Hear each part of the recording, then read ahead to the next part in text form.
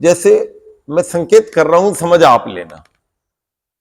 जैसे ये यज्ञशाला यहां समाप्त हो जाती है, ये गुरुकुल इस बाउंड्री पर समाप्त हो जाता है, ऐसे एक दिन कालवा समाप्त हो जाता है। आगे चलो पिल्लू खेड़ा, जींद जिला, हरियाणा, भारत, और आगे चलो एशिया महाद्वीप, तो पूरा करते जाओ, तो ऐसे दुनिया में सब कुछ कहां समाप्त हो जाता है। ऐसी मेरे मन में विचार आते थे ईश्वर के अनंत स्वरूप के बारे में।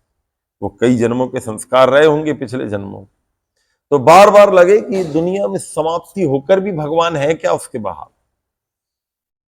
बहुत साल बाद पता लगा, जब मैं रोजड़ के गुरुकुल में पढ़ा, तो किसी विद्वान से स्वामी विवेकानंद जी, जिनका नाम हो गया है विवेक भूषण जी, उनको एक विद्यार्थी ने पूछा कि परमात्मा का स्वरूप क्या है। उनने कहा अनंत। बोलो सब लोग, अनंत। अंग्रेजी में कहते एंडलेस, और अनादि इसको कहते बिगिनिंगलेस। कहीं से शुरू नहीं होता भगवान। कितनी चीजों में एंडलेस है वो।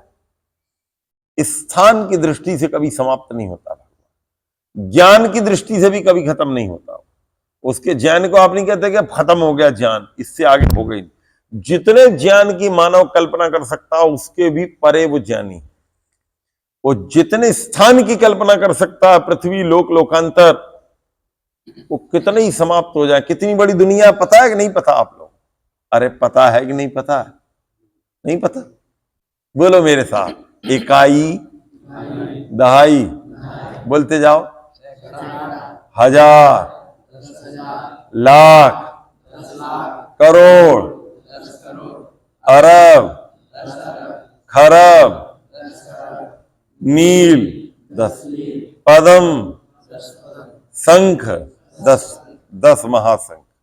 इतनी लगभग काउंटिंग वैदिक धर्म के पास है, पूरे वर्ल्ड में किसी के पास है। तो गुरुकुल गुजरात में एक विद्वान को बुलाया गया। वो आते रहते थे, बहुत बड़े स्कॉलर थे, डॉक्टर वर्मा नाम था। हिंदुस्तान की सरकार उनको विदेशों में भेजती थी स्पेस के ऊपर, या जो भी उनकी डिबेट के सब्जेक्ट्स। तो उनसे पूछा गया कि दुनिया कितनी बड़ी, how much is the expansion of this whole universe, दुनिया का विस्तार कितना है।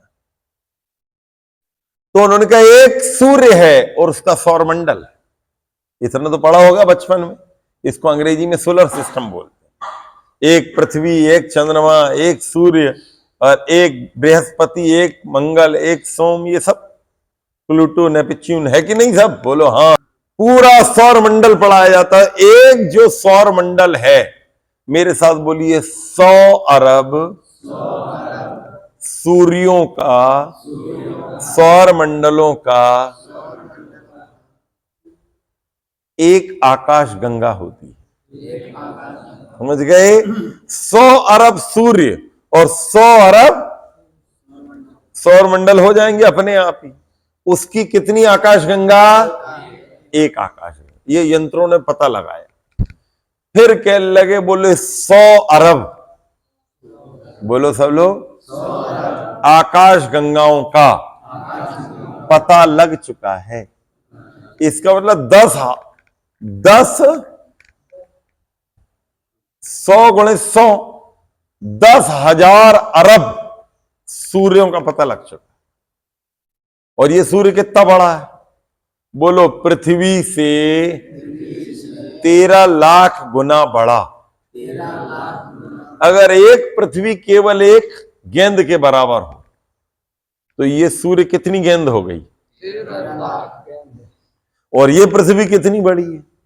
बोलो, 51 करोड़ 1,05,00,000 वर्ग किलोमीटर। इतना इसका स्क्वायर एरिया इसका है, जिसको क्षेत्रफल कहते हैं। और इसका 13 गुना तो सूर्य है। और बताते हैं सूर्य तो बच्चा है, सूर्य से हजारों गुना बड़े ग्रह उपग्रह का पता लग चुका। बृहस्पति के सामने ही बच्चा है। बृहस्पति बहुत बड़ा है। अब 100 अरब पृथ्वियां, तो मनुष्य कितने? मनुष्य कितने वो भी बता दूंगी, नहीं बताऊं?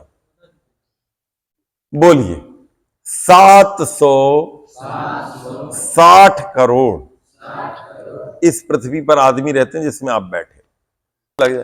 करीब 800 करोड़ के आसपास पूरी दुनिया में लोग रहते हैं। हाँ, 800 करोड़।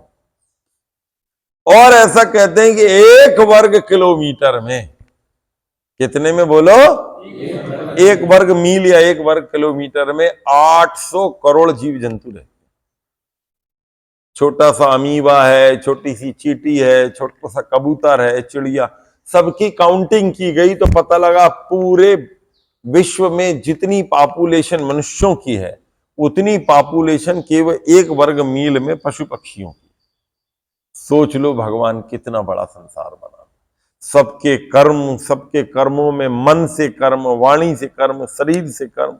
आप कल्पना तो करो भगवान कितनी बारीकी से हम लोगों को देखता है, और सबके फिर फल भी देना। अभी तो कर्म देखे, फिर फल कौन देगा? कोई भगवान। तो पवित्र ब्रह्मचारियों, इतना बड़ा इसको आप 51 करोड़ 1,05,000 वर्ग किलोमीटर में गुणा कर दो 800 करोड़ का, और फिर उसमें गुणा कर दो 10,000 खरब का, तो आपको मोटा मोटा पता लगेगा कि दुनिया में कितनी आत्माएं। लेकिन ऐसा कहते हैं कि उनके बाद भी यंत्रों ने काम करना बंद कर दिया, कि हमें नहीं मालूम इसके बाद और सौर मंडल, तो हमारे यंत्रों ने काम करना बंद कर दिया, हमें नहीं मालूम कितना। इसलिए भगवान तो अनंत ही टाइप का है, उसकी कोई काउंटिंग नहीं।